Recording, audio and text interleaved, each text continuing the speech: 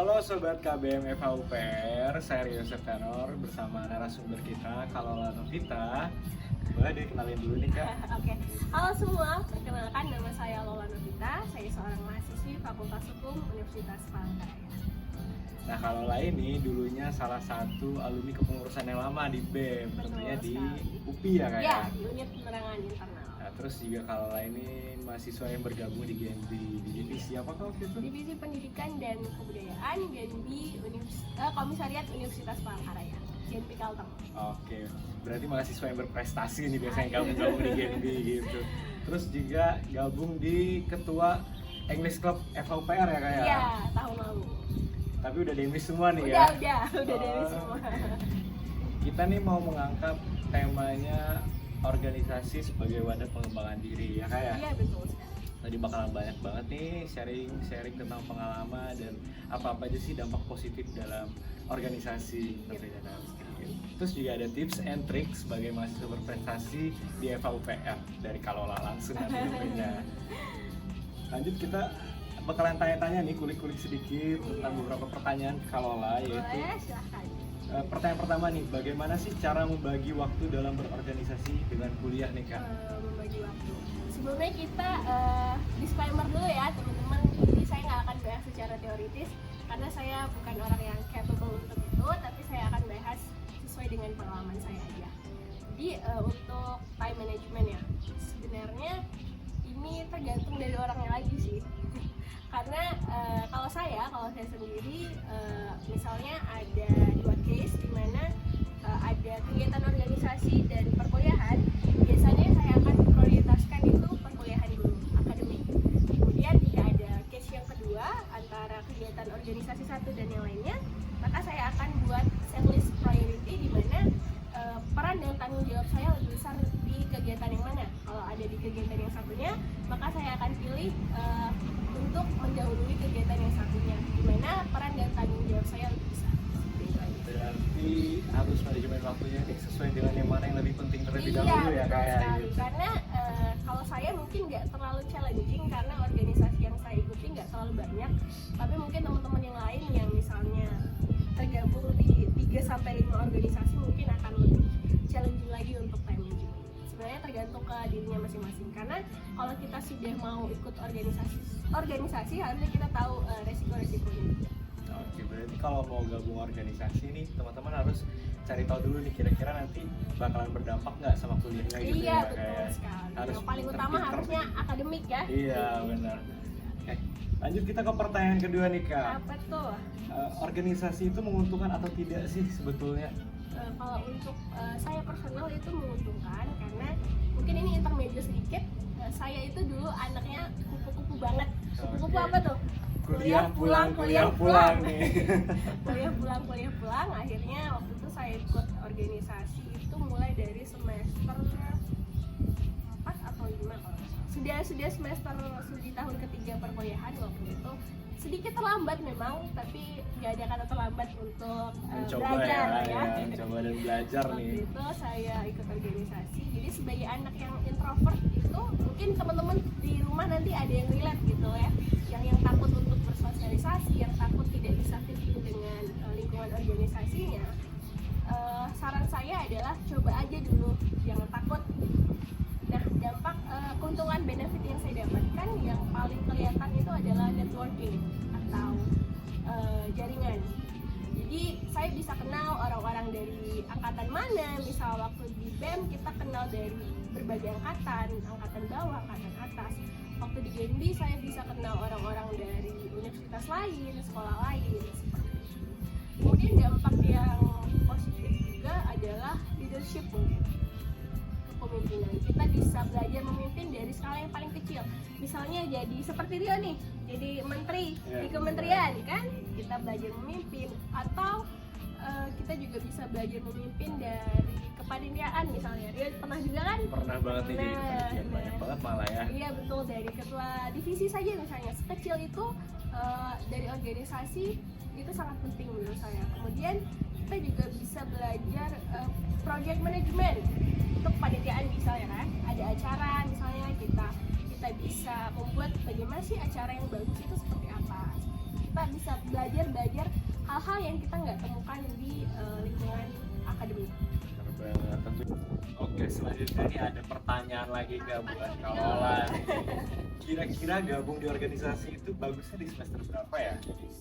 Ya, idealnya berarti ya. Iya, ideal ya. Kalau buat saya sendiri sih nggak ada batas ideal, karena yang ideal buat saya belum tentu ideal buat orang lain kan. Jadi mungkin ada dua pilihan. Kalau teman-teman mau gabung organisasi dari semester awal, mungkin keuntungannya adalah teman-teman bisa explore lebih banyak organisasi lagi ke depannya. Misalnya dari bertahap dulu nih, dari UKM misalnya, dari UKM naik ke BEM, mungkin naik ke BEM universitas, mungkin bisa dari BEM fakultas ke BEM universitas. Jadi bertahap kayak. Iya, bertahap, bisa explore lebih banyak kalau teman-teman gabungnya dari semester awal. Tapi mungkin dampak lainnya adalah akademik. Bisa jadi kalau teman-teman nggak bisa manage waktu dengan baik, akademinya akan tertinggal, IP-nya akan rendah, bisa jadi. Nah, kalau teman-teman, pilihan yang kedua adalah kalau teman-teman mau meningkatkan IPK dulu, teman-teman bisa masuk organisasi di semester atas, misalnya di tahun kedua atau tahun ketiga perkuliahan. Karena tahun keempat kan nggak mungkin kan, kita sudah ada yang magang, KKL, skripsian, dan lain sebagainya. Jadi tergantung pilihan teman-teman. Kalau memang mau meningkatkan pengalaman, boleh gabung, dan mau eksplor lebih banyak, boleh gabung organisasi dari semester 1. Kalau misalnya mau meningkatkan IPK dulu di semester awal, boleh gabung di semester atas. Lola kemarin ini semester berapa tadi? Semester 5 atau 4 gitu, Semester tahun 5 atau ketiga 4. perkuliahan. Kalau aku semester 1. Ya. Jadi ada perbedaan, tapi Iya, tetap ada kami dua perbedaan. sama-sama pernah gabung di kepengurusan yang sama. Betul sekali. Oke, kita lanjut ke pertanyaan selanjutnya nih. Apa tuh? Ini sih lebih tepatnya kita udah mulai masuk mengulik-ngulik tentang prestasinya Kak Lola nih. Kak Lola tentunya pasti banyak ya ikut lomba-lomba. Kira-kira nih bisa kasih cerita sedikit aja pengalaman-pengalamannya untuk ikut lomba-lomba. Supaya teman-teman di sana nih yang pengen banget ikut lomba-lomba tapi masih nggak percaya diri, jadi percaya diri nantinya. Boleh. Jadi waktu itu saya ikut lomba pertama kali itu di NUDC. NUDC itu National University Debate Championship. Waktu itu saya dan Kak Kausar, kalau kenal Kak Kausar Ismail, itu mentor saya juga sampai dengan hari ini. Beliau sedang melanjutkan pendidikan S2. Waktu itu dengan teman saya juga, Stella, kita ke NUDC. Itu benar-benar lomba pertama dalam hidup. Jadi sebenarnya nggak pernah ikut lomba, jadi kayak ujuk-ujuk percaya diri aja. Yang penting nyoba dulu Yang ya penting Kak ya. nyoba dulu. Oke. Dan nggak menang memang, tapi Nggak apa-apa, yang penting ya, pengalamannya. iya betul. Waktu itu pengalamannya sangat luar biasa karena lomba pertama juga, Iya. dan pertama kalinya Fakultas Hukum mengirim delegasi ke universitas waktu itu. Jadi suatu kebanggaan juga. Yang tersendiri ya. Kemudian beberapa bulan setelahnya itu saya diajak oleh sahabat baik saya, Gusti Dedi Agusti, kenal ya pastinya. Kenal tentunya. Ketua BEM yang lama nih. Lomba ke UGM waktu itu dengan salah satu sahabat saya juga, Yuni Kartika. Kita lomba di UGM, nama kompetisinya itu NATVCON, National Video Conference. Di situ kita prosesnya lumayan lama sebulan gitu ya, tapi puji Tuhan kita dapat hasil yang memuaskan. Kita dapat best paper waktu itu. Best paper, satu kebanggaan juga buat fakultas dan buat kami sendiri karena kami berkompetisi dengan mahasiswa-mahasiswi dari universitas top tentunya ya. Jadi perasaannya lebih bangga lagi dari sebelumnya gitu. Jadi universitas kita ini nggak kalah saing juga Iya sama betul, nggak kalah universitas saing. lain ya Ternyata tentunya. universitas kita bisa juga bersaing di kancah nasional. Kemudian beberapa bulan setelahnya saya ikut NUDC lagi waktu itu karena menemani delegasi yang baru. Saya ikut NUDC sebagai adjudicator, tapi saya nggak lolos, tapi puji Tuhan delegasi tim lain lolos. Benaya waktu itu ke nasional atau wilayah waktu itu ya, adjudicator. Kemudian kalau prestasi sih sampai situ aja ya. Oke, sampai Iya, situ sampai aja situ ya. Sama Bank Indonesia mungkin, beasiswa Bank Indonesia. Pastinya masih banyak banget nih, cuman waktunya mungkin nggak sempat ya karena kita tahu. ngulik-ngulik. Karena kalau ini dikenal juga dengan mahasiswa yang banyak aktifnya di organisasi, segala ikut lomba-lomba, itu tuh banyak banget. Karena kalau ini yang awalnya nggak percaya diri, karena gabung di organisasi jadi percaya diri nih Betul sekali tentunya. teman-teman. Jadi organisasi meningkatkan kepercayaan diri saya juga, buat saya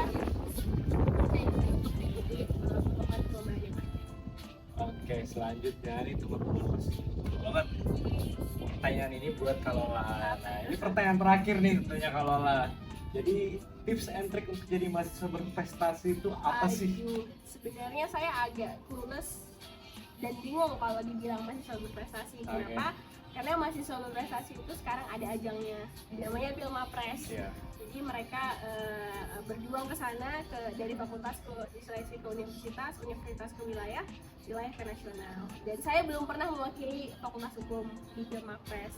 Tahun angkatan saya itu ada Gusti Dede, kemudian ada Aldi Utama, tahun lalu ada Atika yang mewakili fakultas itu. Jadi rasanya agak kurang tepat gitu ya, kurang pantas gitu kalau disandingkan karena saya belum pernah berjuang ke Pilmapres. Pilmapres kan pasti ada indikator-indikatornya kan, indikator penilaian. Mungkin lebih tepatnya mahasiswa produktif aja kali ya. Boleh. Sebenarnya kalau ini berprestasi, cuman karena nggak pernah ikut ajang-ajang gitu ya kayak jadi rasanya kurang tepat aja. Iya benar. Tips and triknya adalah buat saya sendiri yang paling penting jangan pernah takut buat mencoba, karena itu adalah yang paling utama gitu. Percuma kita punya semua skill tapi kalau kita takut buat nyoba kan sama aja kita nggak akan mulai. Jadi pernah takut buat mencoba, terus juga pilihlah lingkungan yang memang bisa buat kita maju. Jadi pilihan untuk gabung di organisasi itu ada di tangan teman-teman semua. Teman-teman bisa lihat organisasi itu menguntungkan atau tidak. Terus juga teman-teman bisa mengatur waktunya nanti gimana supaya tidak terganggu dengan perkuliahannya ya kayak. Jadi jangan takut juga kalau misalnya pemalu, introvert nih katanya aku introvert banget takut. Karena kita alumni introvert nih sebelumnya, tapi karena ikut organisasi jadi percaya diri, punya relasi yang luas. Jadi banyak hal-hal yang menguntungkan sebetulnya kayak. Jadi buat teman-teman nih, kita nggak dapat di bangku perkuliahan, kita bisa dapatkan di organisasi. Jadi buat teman-teman yang masih kuliah pulang, kayak saran saya sih gabung aja ke depannya supaya bisa membangun diri lebih baik lagi nantinya. Mungkin dari sesi sharing kita, podcast kita kali ini udah cukup ya menemani waktu singkat teman-teman semua. Udah cukup juga menjelaskan sedikit pertanyaan-pertanyaan mungkin yang teman-teman nggak tahu apa sih keuntungan di organisasi, bagaimana cara percaya diri, terus bagaimana sih caranya untuk ikut lomba-lomba. Percaya diri tadi belum ya? Belum dijawab ya? Oh, percaya diri belum ya tadi ya? Oh ya udah, kita disclaimer kita ulang lagi nih percaya diri. Oke, tipsnya. Tipsnya saya suka sekali pertanyaan ini. Tipsnya yang pertama adalah jangan pernah membandingkan diri teman-teman dengan orang lain. Don't compare yourself with others karena saya percaya bahwa setiap orang pasti value-nya beda-beda dan nggak mungkin sama. Yang kedua adalah kenali diri kalian, karena kalau kalian kenal diri kalian tahu kekuatan kalian apa, kalian tahu kelemahan kalian apa, pasti kalian tahu value kalian seperti apa dan nggak akan ada waktu lagi untuk membandingkan diri dengan orang lain. Yang ketiga mungkin ini tips yang sebenarnya semua orang nggak suka, nggak semua orang suka adalah baca buku deh, baca buku tentang pengembangan diri misalnya. Karena di saya itu works, jadi saya bisa share di sini. Menurut saya baca buku itu seperti memberikan afirmasi positif ke diri sendiri. Jadi semakin kita banyak baca buku, semakin kita banyak baca hal-hal yang positif, pasti juga hal-hal positif akan kembali ke kita. Iya benar banget. Literasi itu sangat menguntungkan juga ya. Yang sudah meluangkan waktunya nih, rela-rela, lagi gak enak badan juga ya. Lagi gak enak badan tapi memberikan kesempatan untuk berbagi informasi, pengalaman untuk teman-teman semua yang ada di rumah masing-masing nih tentunya. Oke, mungkin udah cukup nih ya kayak udah closing statement mungkin ya. Iya, kita langsung closing aja. Tadi closing statement kita jangan pernah membandingkan diri kamu dengan diri orang lain. Terus percaya diri aja, kenali diri kamu. Berani memulai ya. Iya, berani memulai, jangan merasa terlambat. Karena disclaimer nih, saya juga anaknya sebetulnya sedikit terlambat, tapi kenapa saya mau bergabung karena saya ingin lebih maju lagi dari yang lain gitu. Mungkin udah cukup. Terima kasih untuk Kalola yang sudah menyempatkan waktunya. Ada Agnes, ya ada di belakang layar kita nih, ada Agnes, ada Kak Putri yang sudah ngebantu yang udah ngebantu produksi podcast kali ini. Tentunya kedepannya kita bakalan ada lagi podcast, jadi teman-teman tungguin aja dengan narasumber yang lebih wow lagi, lebih mengejutkan lagi nantinya Oke. dengan tema-tema yang baru lagi tentunya. Ya, stay tune teman-teman. Bye. Bye.